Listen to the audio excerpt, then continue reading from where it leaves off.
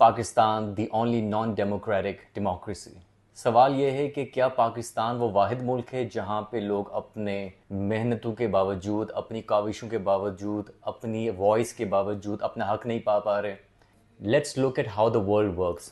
جیسے آپ دیکھ سکتے ہیں کہ غزہ میں اس وقت اسرائیل کی طرف سے جو جارحیت جاری ہے، پوری دنیا کی خاموشی اس کے اندر کیا ثابت کرتی ہے؟ کیا یو ایس ایک ڈیموکریسی ہے؟ کیا یو کے ایک ڈیموکریسی ہے؟ کیا فرانس ایک ڈیموکریسی ہے؟ یہ کنٹریز جو اپنے آپ کو ایک سیلف پروکلیم ڈیموکریسی کہتی ہیں، ان کے لوگ سڑکوں پہ آتے ہیں، وہی لوگ جو ان کے ٹیکس پیئر ہیں، اور وہ ان کے ایک ڈیسیجن کو ریوالٹ کرتے ہیں، اس سے ڈس ایگری کرتے ہیں کہ جو آپ فائنینشیل ایڈ اسرائیل کو دے رہے ہیں against genocide, we do not wish to be a part of it, لیکن the government still stand on their stands. تو کیا وجوہات ہیں جن کی وجہ سے یہ اسٹرانگ سپر پاورز جن کو ہم سمجھتے ہیں وہ اپنا ڈیسیجن نہیں لے پا رہی؟ Is a higher power. Now Allah is the only higher power we believe, but اس دنیا میں کرنٹلی ایک ایسی فرونیت کے ذریعے ایک سپر پاور بنی ہوئی ہے جو پوری دنیا کو کنٹرول کر رہی ہے، چاہے وہ امریکہ ہو، چاہے وہ انگلینڈ ہو، چاہے وہ پاکستان ہو. تو اس چین کے اندر جو ٹاپ آف دا چین ہے وہ ایک زائنزم کی کالونی ہے which controls the money. How do they control the money? Look at who are the richest people in the world and look at who controls the world banks. You have to understand ان سب کے اندر ایک کیا common factor ہے. They're all Zionist lobbies.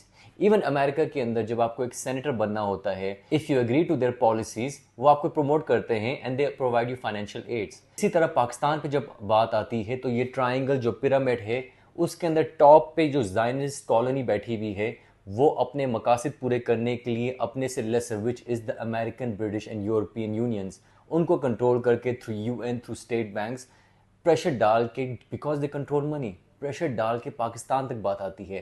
اور پاکستان کیوں ضروری ہے؟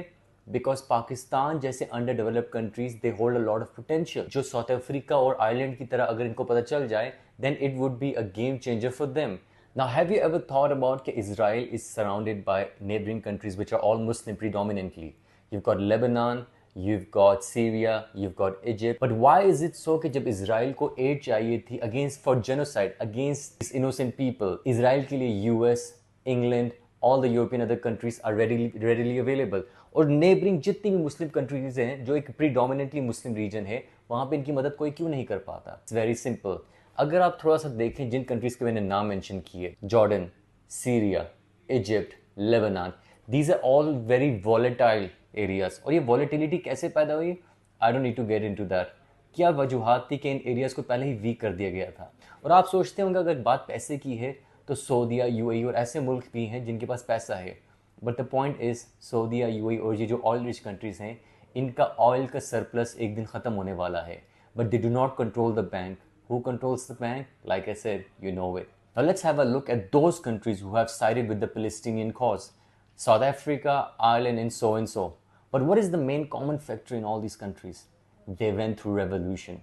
Irish people resisted. South African people went through colonization and slavery.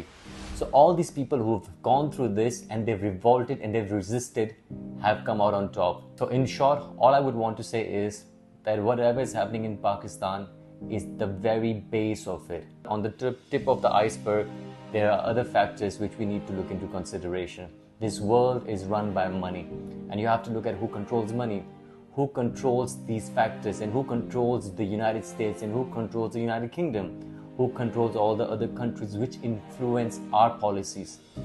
That's your answer.